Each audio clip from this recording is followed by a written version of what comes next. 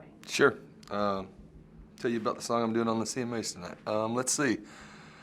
Yeah, it's a song that I wrote about a year ago with a guy named Jonathan Smith and a country writer named Casey Beathard. And this song for me was just a reflection of, the 20 years ago when I started playing music and all the things that I missed that God was doing in my life, just the little things that He was keeping me out of and keeping me away from, and the people that He was putting in my life to kind of protect me and keep me safe. And I missed a lot of that. I just always thought of it as chance or maybe luck that I got out of those things, but I can look back now and just see the moments that, God was orchestrating all this and putting His plan in motion. And so There Was Jesus is that song. It's a real personal song. It's pretty much my story for the last 20 years of my life, and I'm super proud of this, and it's really cool to get Dolly Parton on it to do this duet. And I remember the day that we recorded this song. We were working on a demo. I turned to my producer and I said it'd be cool if we could get Dolly Parton to sing on it, and we both kind of had a good laugh. And about a month and a half later, they were pitching the song to her, and she agreed to have a listen. And her manager told me she got about halfway through the chorus and took her headphones off and was like, I don't know who Zach Williams is, but I love this song. And so she wanted to be a part of it, and the rest is kind of history. So here we are. Oh, well, I was going to ask you, had you ever met her before? Yeah, we met the day in the studio. We spent about 4 hours together. She was, she had a way of making you feel like you were literally the only person in that room when she was talking to you. And she didn't just come in and mail it in either. She spent 4 hours, on her part and really wanted to nail it. So it was really cool. Yeah. I'm gonna be honest. It's a little nerve-wracking. I'm looking forward to it. It's a huge opportunity. For me to be able to stand on that stage and tell people about my faith and just, be who I am. And I think it's gonna be awesome. I'm looking forward to it. Yeah. I'm really looking forward to performing at the CMA Awards this year. I think I'm most excited about the Chris Christopherson tribute that they're gonna do, and then obviously I think Chris Stapleton and Pink are gonna it's probably gonna be a great one.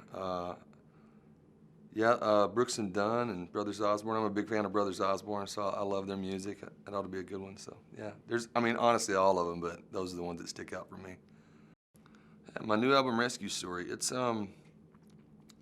honestly, I think as a songwriter, I write in seasons of life that I've been through, and for me, this last record it just kind of bookends where my Chainbreaker album left off. And for me, all these stories are just honestly just a story of reflection in my life over the last several years. And it's funny, sometimes you write songs and you just write the same ones over and over and over for an album, but I feel like each one of these songs kind of stands on their own, but also kind of ties together. And so calling it Rescue Story was, kind of this idea that each one of these songs are my stories, but, it's my rescue story. So I have my last show, it's just coming up today, actually. Last show's tonight, so looking forward to that.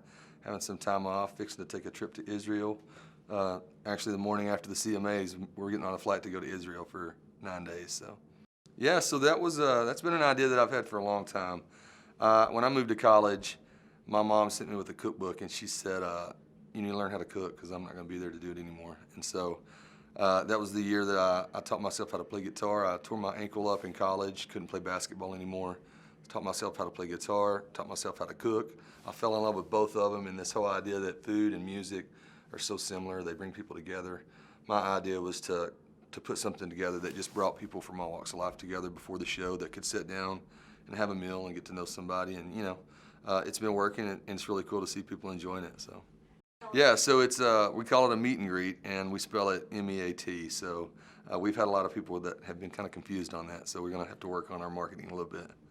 Well, about 7 years ago, my wife, she went with some women from our church to prison, and she shared her story and shared her testimony, and she came home from that trip and was just like, she was super excited about it and just what she had, experienced and what she had felt God do. And I remember her asking me to go the next time they had another trip, and she told me she was gonna, take me, and I was like, no, that's not really something I want to do. Well, she ended up signing me up anyway, and so I went, and same thing happened to me. What we experienced that day, we had never been a part of. And so for me, for years of my life, for the last 7 years, I've really wanted to do something like this. And I've grown up about an hour from Johnny Cash. So I've always loved Folsom Prison, always loved Johnny Cash. And I thought it'd be cool to get to go in and do that. And so we partnered with Men of Valor here in Tennessee, and they were able to get us in, and we recorded this live record. And it's been one of the most fulfilling things I've ever been a part of.